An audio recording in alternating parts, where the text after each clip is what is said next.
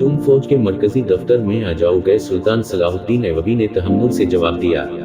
आली मकाम, मुझे किस जुर्म की सजा दी जा रही है? नाजी ने कहा, अगर तुम्हें ये फैसला पसंद भी तो फौज से अलग हो जाओ। सुल्तान सलाहुद्दीन ऐवबी ने कहा, मालूम होता है मेरे खिलाफ साजिश कर दी गई है। आपको बुलंद दिमाग और गहरी नजर से छानबीन करनी चाहिए। मरकज में मेरे भद से दुश्मन है। नाजी ने कहा, मेरे दोस्त, मैंने ये फैसला सिर्फ इसलिए किया कि मेरी इंतजामिया और फौज से साजिशों का खतर हमेशा के लिए निकल जाए, और मैंने ये फैसला इसलिए किया है कि किसी का ओहदा कितना ही क्यों ना बुलंद हो और कितना थी अदनी क्यों ना हो, वो शराब ना पे, हलरबाजी ना करें और फौजी जश्नों में नाच गाने ना हंसला। उद्दीन ऐवबी ने कहा, लेकिन आली जा, मैं तो हुजूर से इजाजत ली थी। नाजी ने कहा, मैंने शराब और नाच गाने की इजाजत सिर्फ इसलिए दी थी कि इस फौज की असल हालत मैं देख सकूं, जिसे तुम मिल्लत इस्लामिया का फौज कहते हो। मैं 50,000 नफरी को बरतरफ भी कर सकता। मिस्री फौज में उसको मद्गम करके इसके किरदार को सुधार लूंगा, और ये भी सुन लोगा, हम में कोई मिस्री सूडानी शामी मुझी नहीं है, हम सब मुसलमान है, हमारा झंडा एक और मजहब एक है। सुल्तान सलाहुद्दीन ऐवबी ने कहा, अमीर अली मुतवत ने ये तो सोचा होता कि मेरी क्या इज्जत रह जाए गई। नाजी ने कहा, जिसके तुम अहल हो, अपनी माजी पढ़ी नजर डालो। जरूरी थी कि अपनी कारिस्तानियों की दास्तानी मुझ से भी सुनो। फौरा वापस जाओ और अपनी फौज की नफरी सामान, जानवर सामान, खुद वानोश वगैरह के कागजात तैयार करके मेरे नायब के हवाले करो। 7 दिन के अंदर अंदर मेरे हुक्म की तमीज जरूरी होनी चाहिए। सुल्तान सलाहुद्दीन ऐवबी ने कहा। नाजी ने कुछ कहना चाहा, लेकिन सुल्तान सलाहुद्दीन ऐवबी मुलाकात के कमरे से बाहर निकल गए। ये बात नाजी के हफी खुर्रम में पहुंच गई थी कि ज़कोई को शाह मिस्र ने रात भर शर्फबारियाबी बख्शा है। ज़कोई के खिलाफ हसद की याद पहले थी फैली हुई थी, उसे आए भी थोड़ा थी ऐसा गुजरा था, लेकिन आते ही नाजी ने इसको अपने पास रखा था। उसे जरा सी देर के लिए भी इस हरम में जाने भी देता जहां नाजी की दिलचस्प नाचने वाली लड़कियां रहती थी। ज़कोई को उसने अलग कमरा दिया था। इन्हें ये तो मालूम ना था कि नाजी ज़कोई को सलाहुद्दीन को मोम करने की तरीनत दे रहा है और किसी बड़े तहरीबी मंसूबे पर काम कर रहा है। ये रकासाएं बस यही देखकर जलभन की थी कि ज़कोई ने नाजी पर कब्जा कर लिया था और नाजी के दिल में उनके खिलाफ नफरत पैदा कर दी गई है। जो उनकी 2 लड़कियां ज़कोई को ठिकाने लगाने की सोच रही थी, अब इन्होंने देखा कि ज़कोई को अमीर मिस्र ने भी रात भर अपने खेमे में रखा तो वो पागल होगी। इसको ठिकाने लगाने का वाहिद तरीका कत्ल था। कत्ल के 2 ही तरीके हो सकते थे, जरिया कराए के कातिल जो ज़कोई को सोते हुए थी कत्ल कर दी। दोनों भी तरीके नामुमकिन लग रहे थे, क्योंकि ज़कोई बारे भी निकलती थी और अंदर जाने तक असको रसाई का कोई जरिया भी था। उन दोनों ने हरम की सबसे ज्यादा होशियार चालाक मुलाजिमा को एतिमाद में लिया था। उसे इनाम वाओ इकराम देती रहती थी। जब हसद की इंतहा ने इनकी आंखों में खून उतार दिया तो इन्होंने इस मुलाजिमा को मांगा इनाम देकर अपना मुद्दा बयान किया। ये मुलाजिमा बड़ी हैरान और नजीबो एक औरत थी। उसने कहा कि सालार की रिहाइशगाह में जाकर ज़कोई को ज़र देना मुश्किल थी। मौका महल देखकर असको खंजर से कत्ल किया जा सकता है, इसके लिए वक्त चाहिए। उसने वादा किया कि वो ज़कोई की नकल हरकत पर नजर रखेगी, हो सकता है कोई मौका मिल जाए। इस जराइम पेशा औरत ने यह भी कहा कि अगर मौका भी मिला तो हशीशन की मदद ली जा सकती है, मगर वो मुआवजा बहुत ज्यादा लेते हैं। दोनों लड़कियों ने असको यकीन दिलाया कि वो ज्यादा से ज्यादा मुआवजा दे सकते हैं। नाजी अपने कमरे में बहुत गुस्से की आलम में टहल रहा था। ज़कोई असको ठंडा करने की कोशिश कर रही थी, लेकिन उसका गुस्सा मजीद बढ़ता चला जा रहा था। आप मुझे इसके पास जाने दें, मैं उसको शीशे में उतार लूंगी। ज़कोई ने कहा, बेकार है, वो मुझे हुक्मनामा जारी कर चुका है जिस पर अमल भी हो चुका है। मुझे उसने कही का है वो थी रहने दिया। इस पर तमधारा जादू भी चल सका। मुझे मालूम है मेरे खिलाफ साजिश करने वाले लोग कौन है। वो 50 मेरी उभरती हुई हसीब से हम महसूस कर रहे हैं। मैं अमीर मिस्र बनने वाला था।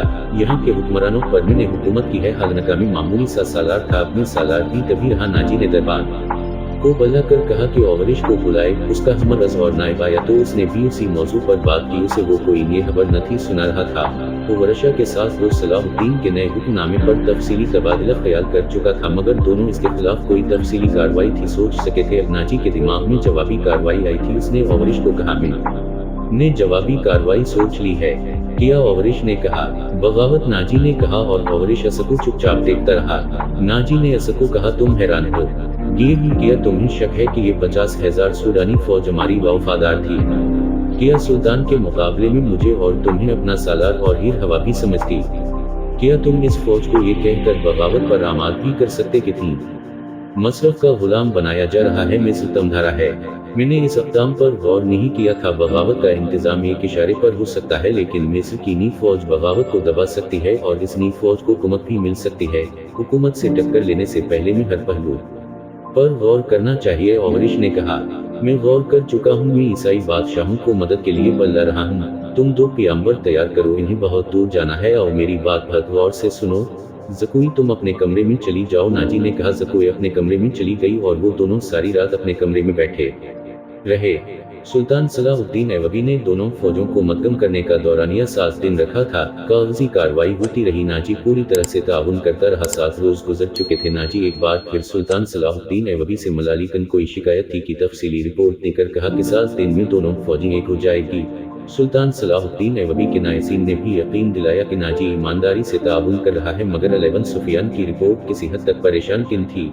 इक्के इंटेलिजेंस ने रिपोर्ट दी थी कि सूडानी फौज में किसी हद तक बेइत्मीनानी और अबदरी पाई जा रही है। वो मिस्री फौज में मद्दम होने पर खुश थी। उनमें ये अफवाह फैलाई जा रही थी कि मिस्री फौज में मद्दम होकर इनकी हैसियत गुलामों जैसी हो जाएगी, उनको माल गनीमत भी थी मिलेगा और उनसे बर्दबारी का काम लिया जाएगा, और सबसे बड़ी बात कि उनको शराब नोशी की इजाजत थी होगी। अली बिन सुफियान ने सुल्तान सलाहुद्दीन ऐवबी तक ये खबरें पहुंचा दी। ऐवबी ने उसे कहा कि ये लोग तवील वक्त से ऐश की जिंदगी बसर कर रहे हैं, उनको ये तब्दीली पसंद भी आएगी। मुझे उम्मीद है कि वो नए हालात और माहौल के आदि हो जाने गए। इस लड़की से मुलाकात हुई तो भी सुल्तान सलाहुद्दीन ऐवबी ने पूछा थी, इससे मुलाकात मुमकिन नजर भी आती। मेरे आदमी नाकाम हो चुके हैं, नाजी ने इसको कैद करके रखा है, अली बिन सुफियान ने कहा। इससे अगली रात का है, रात अभी अभी तारीख हुई थी। ज़कुई अपने कमरे में थी, नाजी और ओवरिश साथ वाले कमरे में थे। उसे घोड़ों के कदमों की आवाज में सुनाई दी। उसने पर्दा उठा दिया। बाहर के चिरागों की रोशनी में इसको 2 घोड़ सवार घोड़ों से दिखाई दे। लिबास से वो ताजिर मालूम हो रहे थे। घोड़ों से उतर कर वो नाजी के कमरे की तरफ बढ़े तो इनकी चाल बता रही थी कि ये ताजिर भी इतने में ओवरिश बाहर निकला। दोनों घोड़ सवार इसको देख कर रुक किए और ओवरिश को सबाइयों के अंदाज से सलाम किया। ओवरशा ने उनके गर्द घूम कर इनका जायजा लिया और फिर कहा कि अपने तियार दिखाओ। दोनों ने फिरती से चौके खोले और तियार दिखाई दे। उनके पास छोटी छोटी तलवारें और एक नेजा था। ओवरिश उनको कमरे के अंदर लिए गया। दरबान बार खड़ा था। ज़कुई गहरे सोच में पड़ गई। वो कमरे से निकली और नाजी के कमरे की तरफ बढ़ गई, मगर दरबान ने इसको दरवाजे पर ही रुका और कहा कि उसे हुक्म मिला है कि किसी को अंदर जाने ना दे। ज़कुई को वहाँ ऐसी हैसियत हासिल हुई थी कि वो कमांडरों पर भी हुक्म चलाया करती थी। दरबान के कहने से वो समझ गई कि कोई खास बात है। उसे याद आया कि नाजी ने इसकी मौजूदगी में ओवरिश से कहा था, मैं ईसाई बादशाहों को मदद के लिए बुला रहा हूँ, तुम 2 पियंबर तैयार करो, उन्हें बहुत दूर जाना है और मेरी बात बहुत गौर से सुनो। और फिर इसने ज़कुई को अंदर जाने का कहा और नाजी फिर बगावत की बातें करने लगा। ये सब सोचकर वो अपने कमरे में वापस चली गई। इसके और नाजी के हंस कमरे के दरमियान एक दरवाजा था जो दूसरी तरफ से बंद था। उसने उसी दरवाजे के साथ कान लगा दिए। इधर की आवाज में सुनाई दे रही थी। पहले तो इसे कोई बात समझ भी आधी थी, लेकिन बाद में इसको नाजी की आवाज बड़ी साफ सुनाई दे रही थी। आबादियों से दूर रहना, अगर कोई शक में पड़े तो सबसे पहले इस पैगाम को गायब करना, जान पर खेल जाना, जो भी तुम्हारे रास्ते में आई हो इसको रास्ते से हटा देना। तुम्हारा सफर 4 दिनों का है, 3 दिन में पहुंचाने की कोशिश करना, सिमतियाग कर लो। शुमाल मशरिक नाजी कह रहा था। दोनों आदमी बाहर निकले। ज़कुई भी बाहर निकली। उसने देखा कि दोनों सवार घोड़ों पर सवार हो रहे थे। नाजी और ओवरिश भी बाहर निकले थे। वो शायद उनको उल्लू अदब कहने के लिए बाहर खड़े थे। घोड़ सवार बहुत तेजी से रवाना हुए। नाजी ने ज़कुई को भला कर कहा कि मैं बाहर जा रहा हूँ, काम बहुत लंबा है, देर लगेगी, तुम आराम कर लो, अगर अकेले दिल ना लगे तो घूम फिर लेना। हाल जब से आई हूँ बाहर की नथी निकली, ज़कुई ने कहा। नाजी और वो वर्षा भी चले गए। ज़कुई ने चौका पहना, कमर में खंजर उड़सा और खुरम की तरफ चल पड़ी। वो जगह कुछ 100 गज दूर थी। वो नाजी पर ये ज़ार कराना चाहती थी कि वो खुरम के अंदर ही जा रही है। दरबान को भी उसने यही बताया। खुरम के अंदर जब ज़कुई दाखिल हुई तो हरम वालियों ने इसको देखकर हैरान हुए। वो पहली बार वहाँ आई थी। सब ने उसका इस्तकबाल किया और इसको प्यार किया। उन दोनों लड़कियों ने भी इसको खुशामदीद कहा जो ज़कुई को कत्ल करना चाहती थी। ज़कुई सबसे मिली और सबके साथ बातें की। फिर खुरम से बाहर निकली। वो जरान मुलाजिमा भी वही थी जिसने ज़कुई को कत्ल करना था। उसने ज़कुई को बड़े गौर से देखा और ज़कुई बाहर निकल गई। हरम वाले मकान और नाजी के राइश गाह का दरमियानी इलाका ऊंचा नीचा था और वीरान। ज़कुई हरम से निकली तो नाजी की रिहाइशगाह के बजाय तेज तेज दूसरी सिमत की तरफ चल पड़ी। इधर एक पगडंडी भी थी, लेकिन ज़कुई जरा इससे दूर जा रही थी। ज़कुई से 15 से 20 कदम दूर एक सा साया भी चला जा रहा था। वो कोई इंसान हो सकता था, लेकिन सियाह लबादे में लिपटे होने की वजह से कोई भूख भी लग रहा था। ज़कुई की रफ्तार तेज हुई तो इस भूख ने भी अपनी रफ्तार और तेज कर दी। आगे घनी झाड़ियां थी। ज़कुई उनमें से रुपोश हुए। सियाह भूख भी झाड़ियों से रुपोश हो गया। वहाँ से कोई 250-300 गज दूर सुल्तान सलाहुद्दीन की रहाइशगाह थी, जिस के इर्द गिर्द फौज के आला रुतबों के अफराद रहते थे। जकुई करा इधर थी था, वो झाड़ियों से निकली थी कि बास तरफ से सियाह बूट उठा जो इतनी बड़ी साफ थी लेकिन फिर भी उसका चेहरा नजर भी आ रहा था। इसके पाँव की अटकी थी बूट का हाथ ऊपर उठा, चांदनी में खंजर चमका और बिजली की सी तेजी से जकुई के बास कंधे और गर्दन के दरमियान उतर गया। जकुई की कोई चेंच भी निकली, खंजर इसके कंधे से निकाल दिया गया। जकुई ने इतना गहरा और रखा कर अपने कमरबंद से अपना भी खंजर निकाला। बूट ने इस पर दो सर और किया तो जकुई ने इसके खंजर वाले बाजू को अपने बाजू से रोककर अपना खंजर बूट के सीने में उतार दिया। जकुई को चेंच सुनाई दी जो किसी औरत की थी। जकुई ने अपना खंजर खींचकर दो सर और किया जो इसके पीठ में पूरा हफजर उतर गया। इसके साथ ही जकुई के अपने पहलू में भी खंजर लगा लेकिन वो इतना गहरीन था। इसके साथ भी हमला करने वाली औरत चकरा कर गिरेगी। जकुई ने ये देखा कि इस पर हमला करने वाला कौन था। वो डूब पड़ी, इसके जिस्म से खून तेजी से बह रहा था। सुल्तान सलाहुद्दीन का मकान सकू चांदी में नजर आने लगा। आधा फासला तय करके जकुई को चक्कर आने लगे, इसकी रफ्तार सुस्त होगी। उसने चलाना शुरू किया। ऐवबी सुल्तान सलाहुद्दीन ऐवबी के इस अजीम जासूस जकुई के कपड़े खून से सरा होने लगे। वो बहुत मुश्किल से अपने कदम घुटने लगी थी। इस अजीम जासूस की मंजिल थोड़ी भर भी करीब थी लेकिन इस तक पहुंचना मुमकिन नजर भी आ रहा था। जकुई ने सुल्तान सलाहुद्दीन ऐवबी के लिए एक इम्तिराज हासिल किया था। वो मुसलसल अली ऐवबी कहकर पुकार रही थी। करीब भी एक गश्ती संतरी फेर रहा था। उसे आवाज सुनाई तो वो दौड़कर वहां पहुंच गया।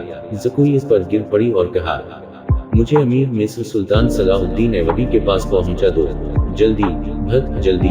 संतरी ने जब उसका हवन देखा तो असकू पीठ पर लाद कर दौड़ पड़ा।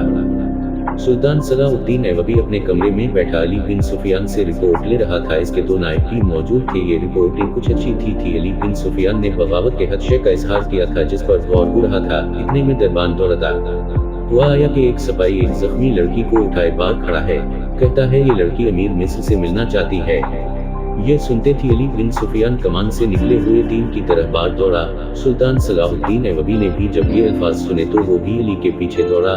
इतने में लड़की को अंदर लाया गया। सुल्तान सलाहुद्दीन ऐवबी ने चीख कर कहा, तबीब और जुरा को जल्दी से बुलाओ। लड़की को सुल्तान सलाहुद्दीन ऐवबी ने उठाकर अपने पलिंगा पोश पर लिटा दिया। थोड़े ही वक्त में पलिंगा पोश भी हवन से सरा हो रहा था। किसी को बिलाओ, में अपना फर्ज अदा कर चुकी हूँ, लड़की ने नहीफ सी आवाज में कहा। तुम्हें जख्मी किसने किया है जकुई? अली ने कहा, पहले मेरी बात सुन लो। शुमाल मशरिक की तरफ सवार दौड़ा। दो सवार जाते नजर आएंगे। दोनों के चुने बादामी रंग के ही, एक का घोड़ा बादामी और दूसरे का सियाह है। वो ताजिर लगते थे। उनके पास सालार नाजी का तहरीरी पैगाम है जो ईसाई बादशाह फ्रैंक को भेजा गया है। नाजी की ये सूडानी फौज बगावत करेगी। मुझे और कुछ भी मालूम। सुल्तान आपकी सल्तनत सेहत खतरे में है। उन दो सवारों को रास्ते में भी पकड़ लो, तफसील उनके पास है। बोलते बोलते जकुई पर मशी तारी होगी। दो तबीब आ गए। इन्होंने खून बंद करने की कोशिश की। जकुई के मुंह में दो ऐंठन डाली जिनके असर से जकुई फिर से बोलने के काबिल हुई। मिसाल के तौर पर नाजी ने ओवरिश के साथ किया बातें की। नाजी ने जकुई को कैसे अपने कमरे में जाने को कहा। नाजी का गुस्सा और भाग दौड़, दो सवारों का आना जाना वगैरह। फिर इसने बताया कि जकुई यकीन थी कि इस पर हमला करने वाला कौन था। वो मौका मौजूद देखकर इधर थी आधी थी कि पीछे से किसी ने खंजर घोंप दिया। उसने अपना खंजर निकाल कर इस पर हमला किया। हमला आवर की चेच बता रही थी कि वो कोई औरत थी। उसने जगह बता दी तो उसी वक्त फौजी वहां दौड़ा दिए गए। जकुई ने कहा कि वो इंसान जिंदा भी होगा। कोनकामी ने वार इसके सीने और पीठ पर किए थे। जकुई का हवन भी रोक रहा था। ज्यादातर खून पहले बह गया था। सुल्तान सलाहुद्दीन का ये जासूस अपनी आखिरी सांसें ले रहा था। अपने फर्ज पर अपनी जिंदगी कुर्बान हो रही थी। जकुई ने अमीर मिस्र सुल्तान सलाहुद्दीन का हाथ पकड़ा और छूम कर कहा, अल्लाह आपको और आपकी सल्तनत को सलामत रखे। आप शिकस्त ही खा सकते, मुझसे ज्यादा कोई भी बता सकता कि सुल्तान ऐवबी का ईमान कितना पुख्ता है। फिर इसने अली बिन सुफियान से कहा, अली मैंने कोताही तो भी कि आपने जो फर्ज दिया था वो मैंने पूरा कर दिया। तुमने इससे ज्यादा पूरा किया है। हमारे तो वहम व गुमान में भी थी था कि नाजी इतनी खतरनाक हद तक कार्रवाई कर सकता है और तुम्हें जान की कुर्बानी देनी पड़ेगी। मैंने तुमको सिर्फ मुहबरी के लिए वहां भेजा था। अली बिन सुफियान ने कहा, है काश मैं मुसलमान होती। जकुई ने कहा, इसके आंसू निकल आए। मेरे इस काम का जो भी मुआवजा बनता है वो मेरे अंधे बाप और सदा बीमार माँ को देना, जिनकी मजबूरियों ने मुझे 12 साल की उम्र में रकासा बना दिया। जकुई का सर एक तरफ ढक गया, आंखें आधी उन खली हुई थी और इसके होंठ आधे नींदा मुस्कुरा रहे थे। तबीब ने नबजा पर हाथ रखा और सुल्तान की तरफ देखकर सर हिला दिया। कोई की रूह इसके रुजवी जिस्म से आजाद हुई थी। एक गैर मुस्लिम ने इस्लाम की अजमत और सुल्तान से वफादारी की खातिर जान कुर्बान कर दी। सुल्तान सलाहुद्दीन ने कहा, ये किसी भी मजहब से थी, ज़कोई को पूरे एजाज के साथ दफन करो। उसने इस्लाम थी के लिए जान कुर्बान की है, अगर चाहे में धोखे भी दे सकती थी। दरबान आनून ने अंदर आकर कहा कि बाहर एक औरत की लाश आई है। जार देखा गया तो वो एक अधेड़ अमर औरत की लाश थी। जाए बकुआ से 2 खंजर मिले थे। इस औरत को कोई थी पूछता था। ये नाजी के हरम की एक मुलाजिम थी, जिसको इनाम की लालच ने ज़कोई पर हमला करने पर मजबूर किया। रात को ज़कोई को फौजी एजाज के साथ सिपरहाग किया गया और मुलाजिमा की लाश खड़ा खोद कर दफना दी गई। दोनों को निहायत खुफिया अंदाज से दफना दिया गया। जब तदफीन हो रही थी तो सुल्तान सलाहुद्दीन ने निहायत आला किस्म के 8 जो घोड़े मंगवाए। 8 जो मंगवाए गए उनको अली बिन सुफियान की कमान में नाजी के इन 2 घोड़ सवारों के पीछे दौड़ा दिया गया, जो नाजी का तहरीरी पैगाम अली साए बादशाह को पहुंचा रहे थे। लेकिन ज़कोई कौन थी? वो मराकेश की एक रकासा थी। किसी को भी मालूम था कि उसका मज़ाकिया था। वो मुसलमान थी वो ईसाई भी थी।